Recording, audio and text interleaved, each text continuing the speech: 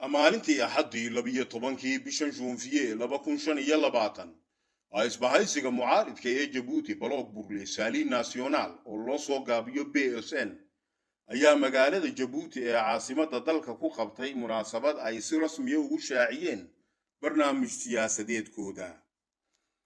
Barnaamijkan sida ay hogaamiyayaashu sheegeen waa qorshe ay ugu tala galeen inay ku hogaamiyaan dalka mustaqbalka dhow.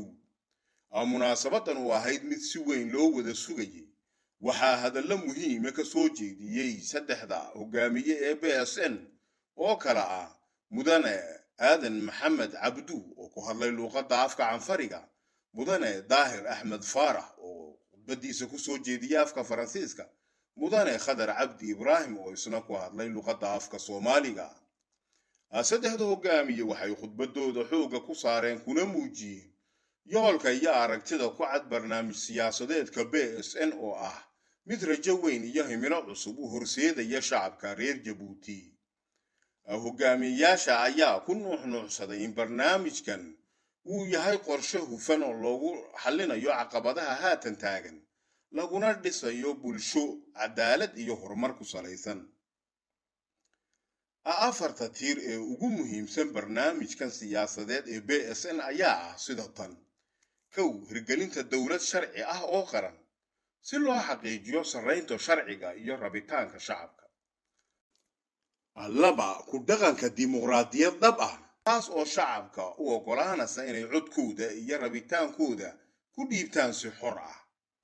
Saddex, hirgelinta cadaalad loo wada siman yahay oo la gaarsiiyo dhammaan bulshada Ciroole iyo Caananuugba iyada oo loo siman yahay dhammaan xuquuqda iyo fursadaha dalka ka jira.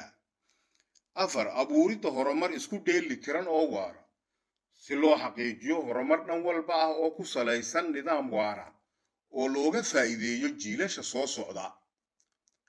Siday sheegeen hogaamiyayaashu, barnaamijka BSN ayaa laga heli doonaa bogagga rasmiga ah ay ku leedahay BSN aaladda Facebooka.